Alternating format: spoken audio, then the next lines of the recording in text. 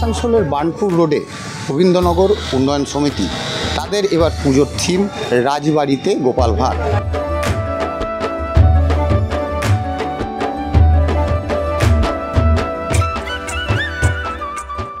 শুধু গোপাল ভাঁড়েরকে নিয়ে থিম মণ্ডপে শুধু না, মণ্ডপকে আরও যেটা বৈশিষ্ট্য যে এইখানের মূর্তি, যে দুর্গা মূর্তি, তার নাম দেওয়া হয়েছে কিউট দুর্গা।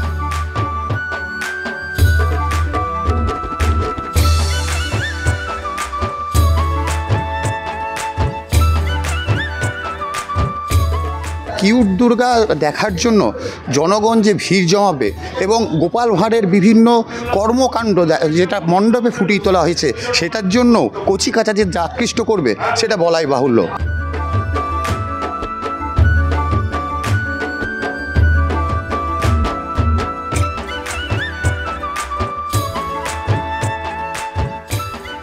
এবছর আমাদের থিম রাজবাড়িতে গোপাল ভাঁড়। মূর্তি হচ্ছে এবারে আমাদের কিউট দুর্গা।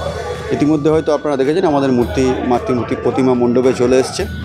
সেই কিউট দুর্গা, যেটা আমাদের দীর্ঘদিনের চিন্তাভাবনা এবং আসানসোল রবীন্দ্রনগর উন্নয়ন সমিতি এইটা নিয়ে অনেক দিন ধরে চিন্তাভাবনা করে আজকে যেটা দেখছেন এটা আমাদের ক্লাব সদস্য এবং ক্লাবের প্রত্যেকটা সদস্যবৃন্দের একটা তার যে সারা বছর যে আমরা চিন্তাভাবনা করি তার প্রতিফলন। এইটা একটা আমাদের একটা বিশিষ্ট হচ্ছে, মানুষ কিন্তু হাসতে ভুলে গেছিলো। গোপাল ভাঁড় চরিত্র এমন একটা ছিল, রাজা কৃষ্ণচন্দ্রের সভাসদদের মধ্যে একজন যিনি ভাঁড় হিসেবে পরিচিত গোপাল ভাঁড়।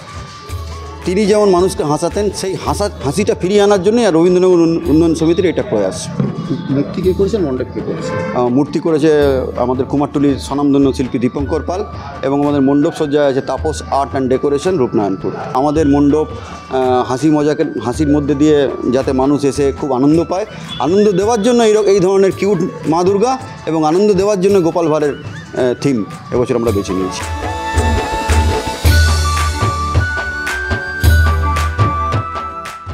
আসানসোল থেকে মৈনাক মুখোপাধ্যায়, সংবাদপ্রতিদিন.in।